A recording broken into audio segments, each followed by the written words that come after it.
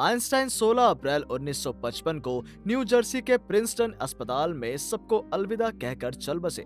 उनकी मृत्यु से पहले उनकी सेवा की प्रभारी नर्स जर्मन नहीं जानती थी, इसलिए आइंस्टाइन की मृत्यु के समय बोले गए अंतिम शब्द कभी ज्ञात नहीं हुए। आइंस्टाइन चाहते थे कि उनके मामले में सामान्य दाह संस्कार किया जाए।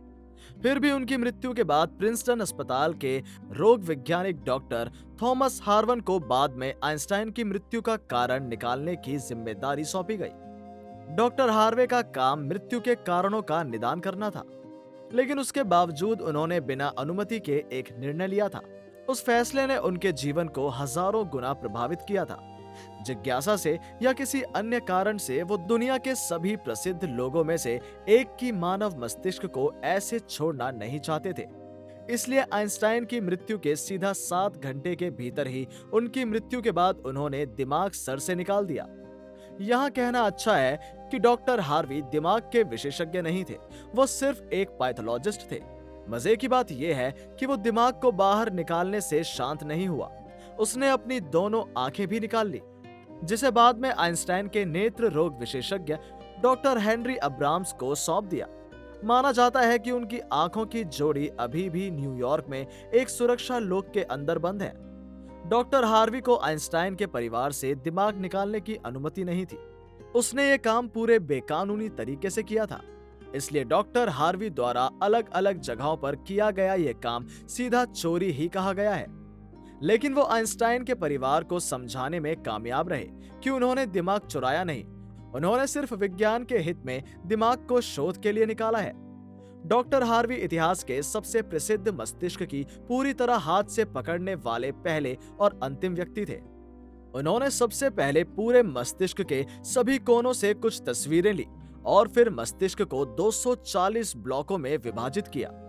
बाद में मस्तिष्क के विभिन्न भाग इस बात को ध्यान में रखते हुए उन्होंने इस ब्लॉक से 1000 से ज्यादा स्लेट्स बनाए। फिर उन्होंने स्लेट्स को बॉक्स में बंद करके दुनिया भर के शोधकर्ताओं को भेजा। आइंस्टाइन का दिमाग सामान्य इंसानों से अलग है, इस हाइपोथेसिस के ऊपर अनुसंधान हो रहा था और अनुसंधान के अंत में प्रतिकल्पना हर बार सच हुई है। दुनिया भर में जितने शोधकर्ता हैं जिन्होंने आइंस्टाइन के मस्तिष्क की स्लेट्स लेकर अनुसंधान किया, उनके अनुसंधान से जो जानकारी मिली वो एक बार हम सरल रूप में देख सकते हैं। जहां एक औसत व्यक्ति का औसत IQ 90 से 110 है, वहीं आइंस्टाइन का IQ 180 से 190 था, जो एक सामान्य इंसान से कहीं ज्यादा है। लेकिन सबसे हैरान कर देने वाली बात यह है कि उनका IQ हालांकि एक सामान्य इंसान से काफी बड़ा, उसके दिमाग का आकार सामान्य इंसान के दिमाग से छोटा। जहां औसत मानव मस्तिष्क का वजन लगभग 3 पाउंड या लगभग 1400 ग्राम होता है, आइंस्टाइन मस्तिष्क का द्रव्यमान लगभग 2.8 पाउंड है, जो लगभग 1225 ग्राम है। वास्तव में हम में से अधिकांश के पास अधिक है। ये भ्रांति कम करते हैं कि बुद्धिमत्ता का अर्थ है एक बड़ा मस्तिष्क, लेकिन यहाँ प्रमाण है उस मस्तिष्क के आकार या द्रव्यमान की बुद्धि या सोचने की क्षमता से कोई लेना देना नहीं है। सबसे महत्वपूर्ण आंतरिक अंतरों में से एक आइंस्टाइन के मस्तिष्क का निम्न स्तर है पार्श्विका भाग, जो मानव भाषा और जेनेटिक कौशल को नियंत्रित करता है।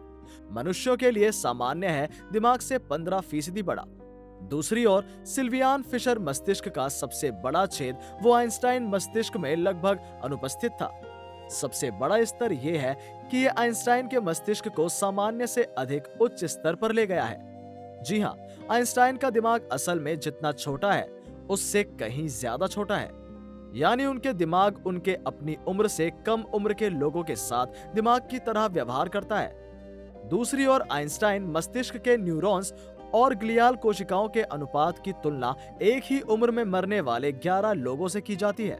आइंस्टाइन के दिमाग में ये अनुपात कई गुना ज्यादा है। डॉक्टर हार्वी ने आइंस्टाइन के दिमाग की कुल 5 ब्लॉक स्लेट्स बनाई, जिनमें से एक सेट स्लेट थी। ये वर्तमान में संयुक्त राज्य अमेरिका में स्वास्थ्य और चिकित्सा के राष्ट्रीय संग्रहालय में रखा गया है। 47 स्लेट मायूतर संग्रहालय में रखा है। 2006 में डॉक्टर हार्वे की मृत्यु हो गई। उन्होंने क्यों आइंस्टाइन के दिमाग को सर से निकाल लिया, इसका सही जवाब किसी के पास नहीं है, लेकिन उनके इस काम के लिए बहुत सारी जानकारी हमको मिली, ये मानना ही पड़ेगा। हमारे दिमाग के बारे में कई तरह के ज्ञान बढ़े हैं, नई खोजें हुई हैं, बहुत सारी तकनीक। उम्मीद है कि भविष्य में इस प्रसिद्ध मस्तिष्क पर और अधिक शोध होंगे, अनावरण किए जाएंगे कई और रहस्य।